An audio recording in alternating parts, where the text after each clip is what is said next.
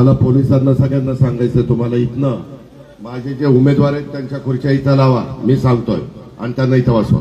चला घ्या खुर्च्या, हे काढा. कुठे कार्यकर्ते काढ ना, ते खुर्च्या द्या. नाही काय कळत नाही काय? त्यांना सोडा, उमेदवार सोडा, इथं बसवा. हे इकडं लावा खुर्च्या.